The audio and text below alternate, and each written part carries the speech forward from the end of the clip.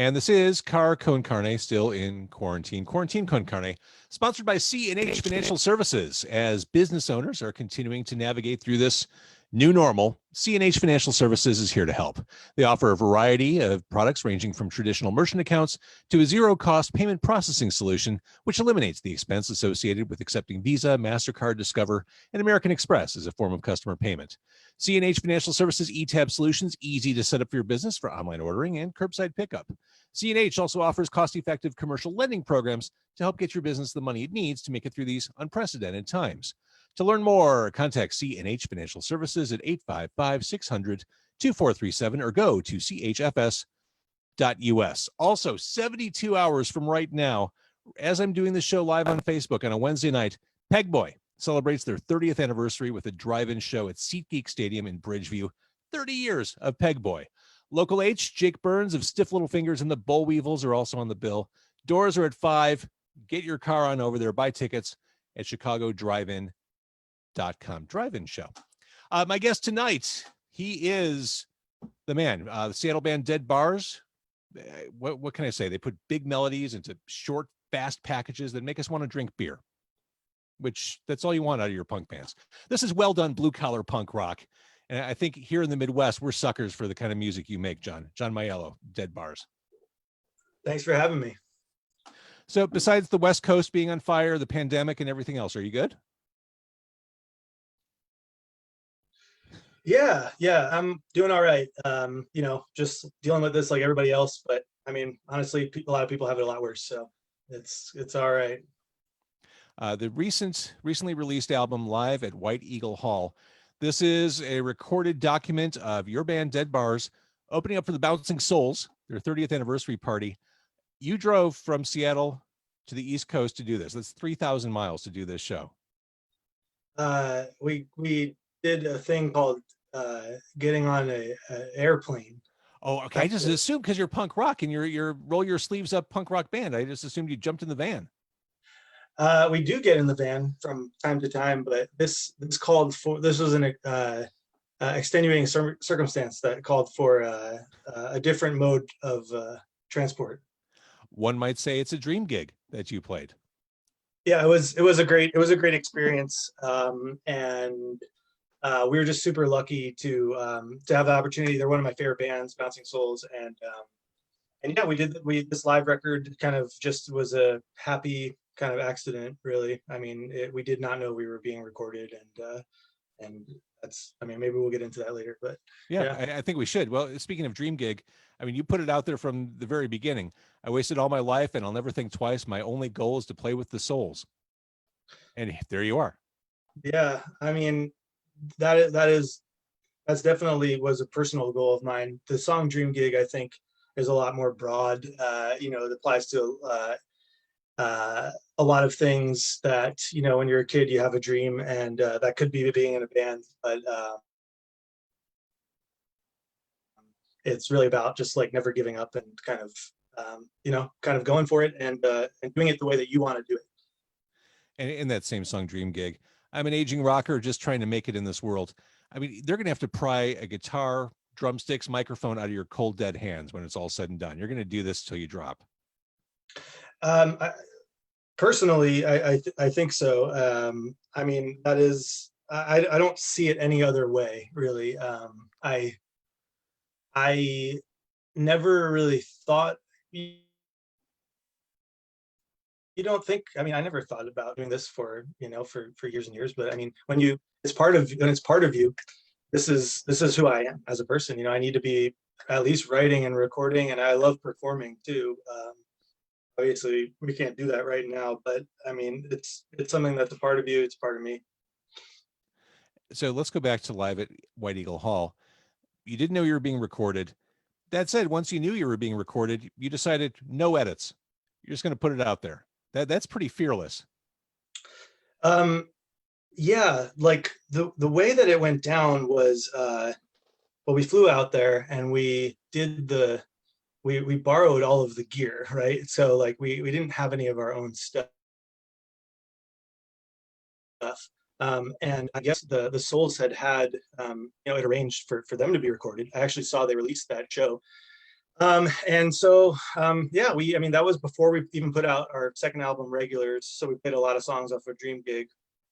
Um, and then we put out Regulars. We started touring last year, and then we continued the touring this year, early this year. And we played in a couple shows on the East Coast. We played in New York City. We sold out the New York City show. We headlined, which I was really proud of. I mean, like we had been a band for a long time, and it's like coming really far away. And this is our headline show. New York City, there's a ton of competition. There's tons of things you can do. So we played that show. I felt really good about it. I'm standing at the bar after the show, and I see the engineer from that show, from the Sold show at the bar, and the sound engineer. And I went up to him. I was like, "Hey man, do you remember me? John, Dead Bars." He's like, "Oh yeah, yeah." He's like, "I actually have your whole set on my computer, on my hard drive at home." And he's like, when I get a chance, I'll send it over to you. And that was in February. We played a few more shows on the East Coast. I'm about to get on the plane to come back home, and I see that Seattle has a coronavirus outbreak, and I'm like, that's kind of weird. And I didn't really think much about it. And then whatever. Fast forward 2 weeks later, everything's canceled, and I guess that guy, the producer, his name is John as well. He had some time because things got, I think, canceled on his end, and he sent me the songs and or the set, and I listened to it, and I kept listening for something to go wrong, or for us to make a mistake or something, and I didn't hear that, and I just was pleasantly surprised, and I was happy that I think maybe the fact that we didn't know what was going on Yeah. contributed to that. And yeah, I'm really proud of it. Yeah, no edits. We didn't redo any vocals. Like everything that you hear, is from the show. It's definitely raw, but it definitely sounds great. And I agree with your outlook on this. If you had started messing with it and playing around with it, you would have made it worse. You would have started overthinking it, and you would have taken it to a place you probably wouldn't want it to go. I think so. I think there's a magic. Fans of the band, I think, fans of Dead Bars, I think, realize that we're a live band that has flaws sometimes, and that's whatever. Maybe that's part of the charm of doing it. And so what I heard in that recording was the representation of us being us. And yeah, I mean, but then the whole idea of releasing like a plan, I mean, like that led to us having a bunch of shows being canceled and thinking about what we could do and something interesting. And I really thought that since we're not going to be playing this year, this will be the year of a live record, so that's how it went down. That's perfect. And I said right at the onset when we started talking, this is a band that delivers big melodies. Emergency, the live version, if you don't sing along with this one, you're dead inside. I appreciate that. Love it. And earlier this year, you did a split single. You covered In Excess Don't Change. We did. I'm really happy with that cover. It's an amazing song. It's an amazing song. I totally agree with you. It's really good. There's literally nothing wrong with it. And I heard it, and I instantly heard the way that we could do it. And it was really our guitar player Elliot who was really driving the lead on that. He really wanted to do it. And yeah, we put out a single with the Raging Nathans from Dayton, Ohio, and we did a original and then the In Excess cover. And yeah, I mean, I don't think we never had a chance to play that live because that record came out in February, right? I think right when we got back from that East Coast trip. Of course. So, of course. But it's funny listening to your version. It really did occur to me the tempo was perfect for a punk cover. It was always right there in that song.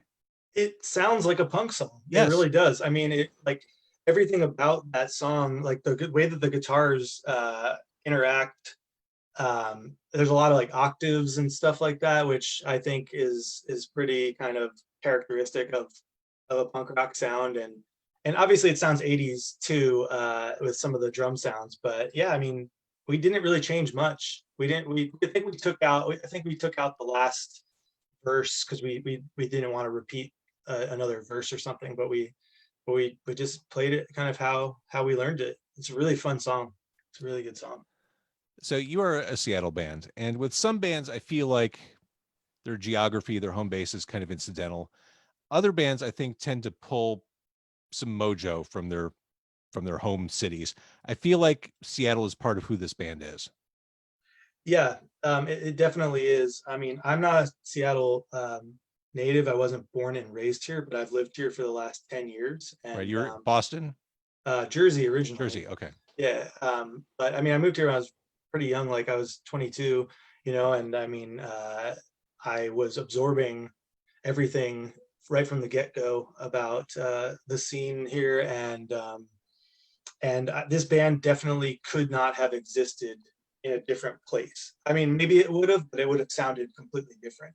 There's a mixture of a lot of influences I had from when I was a kid, a lot of the pop punk stuff and some of the East Coast things, but then a lot of the darker things that I kind of picked up and experienced here. So yeah, I do feel like we're pretty uniquely Seattle.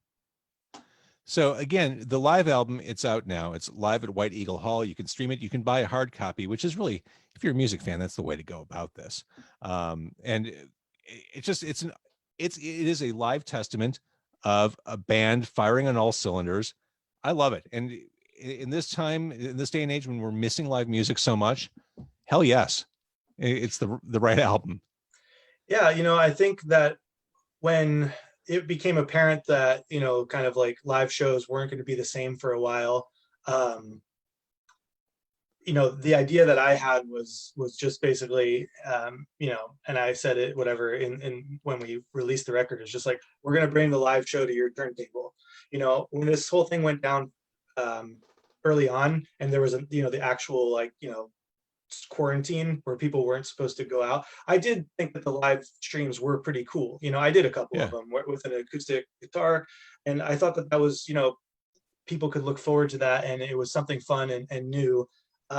I do think that, especially for our band, like, that's not the road I want to go down. I don't want to continue playing live streams on Facebook or whatever. Nothing against it, but it's just it was, for me, I was happy to do that in the time and the place. And now you have the live record, check it out, listen to it, and we'll see you next year. Hopefully. There it is. you know. So where do people get the record?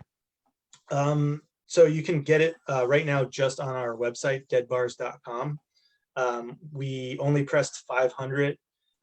They're only black colored. There's no special color variant, so it's a very kind of limited pressing. And once they're gone, they're most likely gone. We're probably not going to do a repress. Me and my friend who lives in California, we put it out ourselves on our own kind of little startup label that we decided to do, called Surfridge Records. And so we just thought it would be great to put this out in the world, and then kind of just have it be the 2020 kind of thing. I mean, it's just a reaction to the time that we're in. But yeah, deadbars.com.